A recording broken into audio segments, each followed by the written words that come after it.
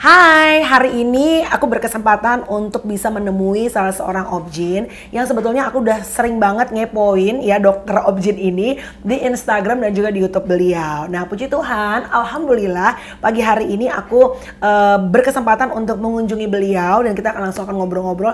Kalau kalian sering banget nih masalah perempuan adalah aduh kalau mens tuh nyeri sekali, sampai sejauh mana sih nyeri mens ini bisa dikategorikan normal atau mungkin sudah harus mengunjungi dokter untuk mengecekkan lebih dalam. Nah, ini sudah ada Dokter Karlin. Hai dok. Halo Mel. Sehat dok? Sehat banget. Puji Tuhan. Baiklah dok, kita sering banget perempuan dibilang nyeri lagi mens. Nggak apa-apa lah, biasa gitu. Karena kan sampai di beberapa kantor pun itu ada namanya cuti menstruasi dok. Saking sakitnya, guling-gulingan, ada yang sampai pingsan segala macam. Tapi akhir-akhir ini banyak banget yang bilang hati-hati loh kalau mens terlalu sakit, takutnya endometriosis atau adenomiosis. Betul. Ini tiba-tiba dok, dulu aku nggak pernah tahu. Oke dok, mungkin bisa dijelasin. Nyeri mens itu sampai tahap apa normal dan sampai tahap mana kita harus mengecek ke dokter. Itu dulu ya dok. Betul. Jadi mens itu normalnya itu memang agak sakit ya di perut bagian bawah.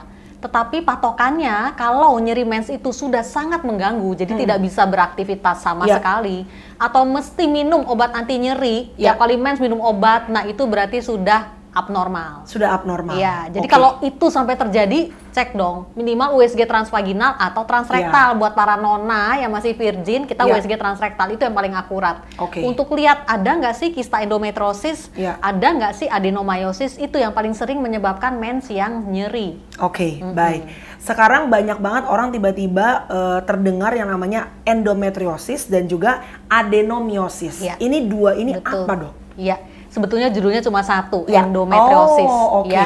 Jadi endometriosis itu di awalnya tuh berupa plak sebetulnya. Ya, sel-sel endometriosis yang bisa berimplan di organ reproduksi manapun.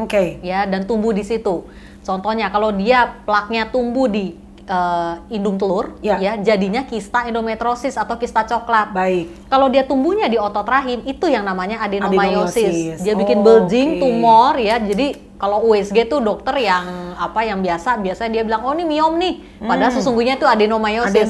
Ya, tapi miom dengan adenomyosis itu sebenarnya beda banget. Oh, berbeda justru. Berbeda banget, ya. Kalau miom batasnya jelas dia sealed. Iya, kita angkat miomnya aja bisa bersih. Iya. Tapi kalau adenomyosis dia blur tuh.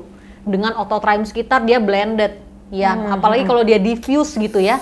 Tidak bisa dipisahkan dengan otot rahim sehat. Jadi biasanya rata-rata operasi yang definitif yang untuk seumur hidup adalah angkat rahim. Itu yang paling akurat kalau untuk kasus adenomyosis. Kalau dengar kata angkat rahim, banyak orang pasti bilang tidak, aku nggak mau angkat rahim. Karena pasti dibilang aku tidak mau menopause dini. Itu yang ditakutin dong. Terus mengangkat bagian tubuh seorang wanita yang kewanitaan yang ibaratnya sangat urgent lah gitu seorang perempuan. Kan banyak perempuan akhirnya berpikir 1000 kali dok. Karena sebetulnya kalau memang akhirnya last option untuk orang-orang udah menderita dengan endometriosis lama, adenomyosis lama, kalaupun pengangkatan rahim, apa efeknya dok? Ya, jadi angkat rahim itu ya kalau kasus endometriosis jika indung telur kita tinggalkan itu oke-oke aja, nggak ada masalah. Iya, jadi hidup tetap berkualitas karena penghasil hormon itu adalah indung telur. Iya, bukan rahim. Jadi rahim ini bukan organ hormon. Jadi rahim ini ibaratnya kayak Tupperware lah, kayak wadah gitu ya. Dia wadah bayi sama wadah darah mens saja. Ya, tapi bukan dia yang memproduksi hormon. Hormon diproduksi indung telur sekali lagi. Ya, jadi kalau kita angkat rahim saja, indung telurnya masih oke, kita tinggalkan, dia masih flow, nggak menopause. Jadi pahami dulu istilah menopause adalah ketiadaan hormon, bukan ketiadaan rahim, bukan pula ketiadaan menstruasi.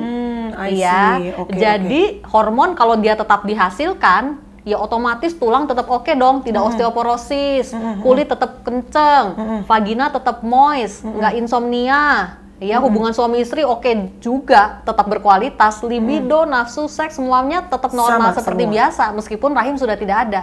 Memang tidak mens karena sekali lagi tadi rahim itu kan organ wadahnya darah mens kan. Ya kalau dia diangkat ya nggak mens, tapi tidak menopause. Sebetulnya itu yang lebih enak. Kita nggak perlu mensnya kok, mens bikin repot, bikin sakit ya kan. Betul. Nggak mens, yang penting kan kita tetap hidup berkualitas, tidak menopause. Jadi menopause nanti secara alami aja, sesuai dengan penuaan alami pada indung telurnya. I see. Ya. Jadi kalau kata Hotman Paris begini-begini masih bisa dong, Dok? Oh. Nggak ada Masih pengaruh bisa, ya, Dok? Masih nggak ada bisa ya? pengaruh. Sama suami Iya. loh maksudnya ya? Iya dong. Jadi kadang-kadang kan ketakutan adalah takutnya nanti jadi kering apa karena mungkin usia masih muda kan, Dok? Iya, iya, Jadi nggak betul. ada hubungannya, teman-teman udah dijelaskan ya kalau memang akhirnya quality of life kita jadi menurun, kan kita juga mau ngapa-ngapain juga jadi berat gitu kan, Iya, Dok? betul. Oke, kemudian apalagi, Dok, yang mau ditambahkan untuk misalnya pengetahuan nih untuk perempuan-perempuan seputar endometriosis dan juga adenomyosis? Betul. Jadi dilemanya nanti muncul saat si perempuan yang punya adenomyosis mau hamil. Oh, iya betul. Ya, atau belum pernah hamil, Iya, iya, atau iya. baru menikah belum punya anak. Betul. Nah, ya kalau kita udah punya anak nih misalnya ya angkat Iya. rahimnya oke-oke aja lah, masalah fertility Betul, sudah, betul. ya nggak dipikirin sekarang bagaimana kita hidup sehat berkualitas gitu ya, lebih gampang ngambil keputusannya. Kalau belum Tapi punya kalau anak. belum punya anak itu Betul. yang dilema banget. Kasihan. Jadi pilihan terapinya kalau belum punya anak dan Iya. mau punya anak ya, punya adenomyosis itu tergantung dari ukuran adenomyosisnya. Oke. Ya, harapannya kalau dia ukurannya masih kecil, buru-buru dong program Iya. hamil dikejar Iya, iya, dengan iya. dokter ahli. Iya. Ya, jadi program hamil itu lebih fokus dan terarah. Betul. Cepat hamilnya. Oke. Karena apa? Karena endometriosis atau adenomyosis ini growing dia. Bulan Iya. ini 7 cm, bulan depan 8 cm, 9 cm habis rahim. Kalau udah habis rahim nggak ada pilihan lain opsinya selain angkat rahim. Angkat rahim mau nggak mau. Gitu. Paling besar adenomyosis yang atau endometriosis yang dokter pernah tangani untuk diangkat, paling besar ukuran berapa? 12 cm ada. Ya, dan pasiennya belum pernah hamil ya, Aduh, dan mau kasihan. hamil itu yang susah memang ya. Operasi bisa sebetulnya ya, laparoskopi atau laparotomi untuk angkat adenonya saja, Oke. bukan angkat adeno ya, istilahnya itu reseksi. Ya. Jadi dibuang sebagian. Oh, aku denger, Dok. Jadi kayak dikikis gitu ya, Dok? Dikikis, tapi Iya. kan kita nggak bisa ngikis semuanya, habis dong rahimnya. Kalau rahimnya tinggal segini, Iya. ya tinggal 10-20% otot rahim normal yang kalau kita mau kikis Kasihan. habis, nggak bisa lagi untuk fungsi hamil. Oke, Gitu. oke. Jadi terpaksa kita cuma ngikis sedikit aja. Iya. Tapi rahimnya kan mesti direkonstruksi Iya, lagi iya, gitu. betul. Ya, Nah, setelah itu kalau maaf, Dok, kalau orang yang sudah melahirkan, terus kalau katanya ada opsional juga dikikis juga. Tapi dokter suggest-nya justru angkat angkat aja. rahim. Karena apa? Kenapa? Nah. Karena dalam waktu 3 bulan balik lagi tuh adeno. Balik lagi karena kan kita nggak angkat 100% loh, Iya, dan iya. dia rapat lagi, growing lagi. Jadi itu bukan solusi yang terbaik sebetulnya. Iya, iya, iya, Bukan iya. solusi definitif. Iya. Ujung-ujungnya at the end of the day Iya. angkat rahim juga operasinya. 2 kali kerja ya, Dok? Iya. Iya. Jadi operasi reseksi adenomyosis itu hanya untuk orang yang mau mempertahankan rahim untuk fungsi fertilitas. Karena mau melahirkan. Nah, Iya, iya. Setelah operasi pun ya, dia kan resiko growing lagi juga. Karena Iya. itu buru-buru program hamil dikejar. Udah nggak nunggu alami lagi. Alami keburu Gede lagi. Iya. keburu gede lagi. Karena berkejar-kejaran dengan penyakit. Sebelum adenonya itu gede lagi, kalau bisa udah hamil duluan dong. Iya, Maunya iya, kan itu. iya, betul. Nah, karena itu program hamilnya mesti cepet dikejar. Waktunya cuma 6 bulan tuh golden period dari operasi sampai hamil. Di atas 6 bulan udah pasti balik lagi ke ukuran normal adenonya. Oke, ini mudah-mudahan bermanfaat ya untuk para pasutri yang sedang mengejar, lagi pengen banget segera Iya. punya momongan gitu ya. Betul. Nah, Dok, karena kenapa sih orang dikit-dikit miom, perempuan dikit-dikit kista, Iya. endometriosis. Dari dulu tuh udah ada, apa emang sekarang karena lifestyle, Dok? Iya, sebetulnya dulu ada, cuma kan dulu USG transvaginal, alat diagnostiknya kan belum terlalu banyak, Iya, orang iya. dokter yang bisa pakai Betul. juga belum banyak, ya. Dan memang itu yang pertama. Yang kedua memang benar, lifestyle pengaruh banget. Sekarang polutan lingkungan kan banyak banget, Mel. Betul, Ya, betul, betul. daging olahan, sosis, siomay, bakso, burger, itu kan semua daging olahan itu ada pengawetnya, Iya, bahan-bahan kimia lah, chemical agent Iya. masuk situ. Belum lagi kalau ngomong mikroplastik, Iya. asap rokok, kendaraan bermotor, semuanya udah rame banget. Insektisida, pestisida, bahan kimia udah rame banget sekarang. Beda sama zaman dulu kan. Betul, betul. Zaman dulu kan kita nggak terlalu banyak chemical agent, itu Benar. nggak terlalu banyak. Iya, iya. Itu pengaruh banget. Oke, genetik, Dok? Genetik pengaruh. Jadi 3 faktor sebetulnya yang Iya. utama ya. Iya. Genetik, hormonal, lingkungan. Lingkungan di sini lifestyle, paparan polutan lingkungan yang tadi saya Iya, sebutkan iya, iya. ya. Itu yang bisa kita modifikasi. Iya. Ya, hidup seorganik mungkin deh. Kalau ada Iya. organiknya kita ambil organik Iya, ya, betul. atau pilihlah makanan berkualitas yang bebas kimia. Iya, Gitu, betul. pengolahannya juga oke. Ya.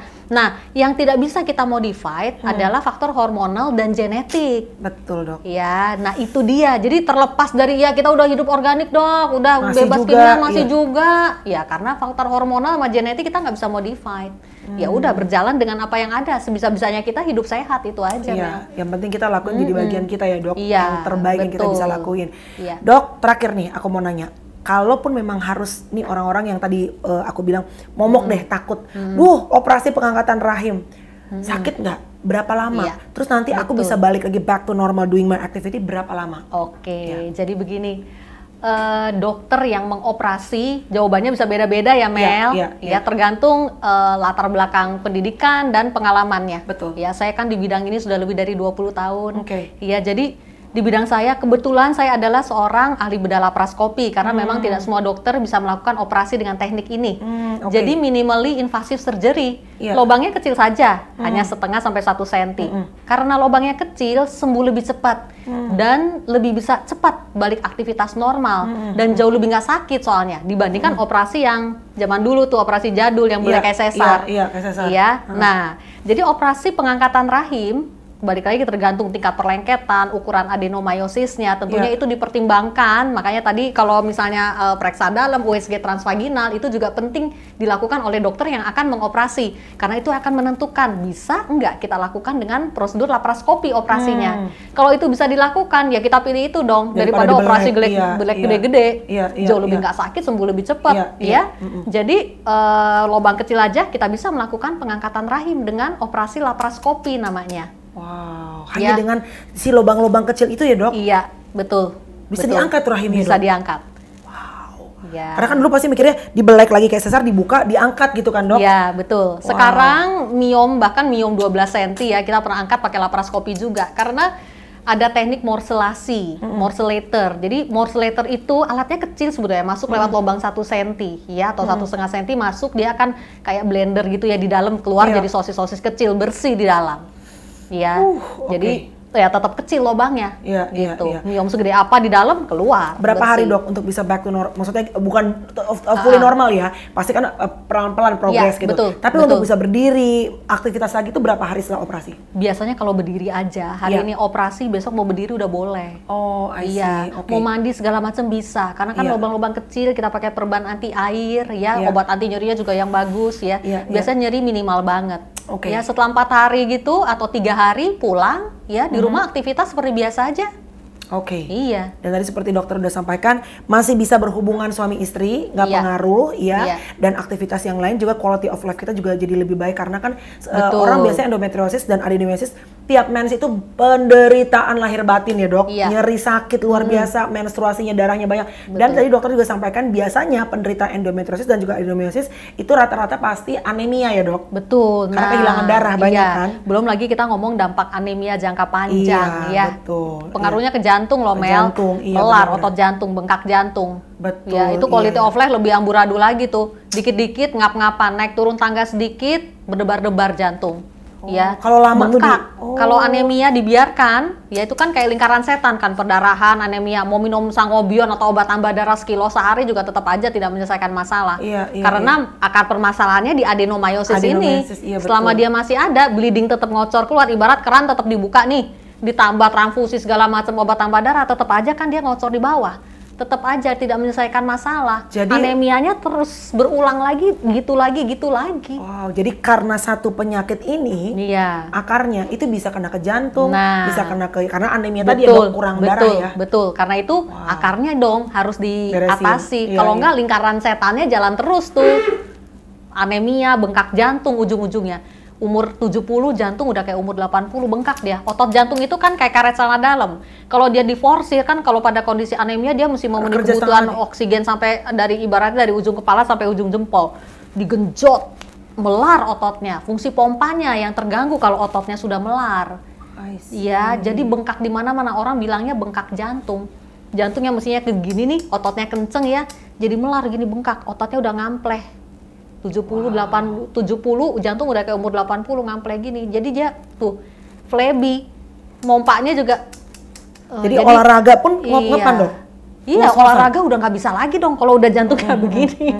Udah lemah banget rasanya, lemes. Oke, sebelum terakhir nih satu pertanyaan lagi. Banyak orang bilang sebetulnya kalau misalnya ada treatment sebelum akhirnya pengangkatan rahim adalah minum pil KB.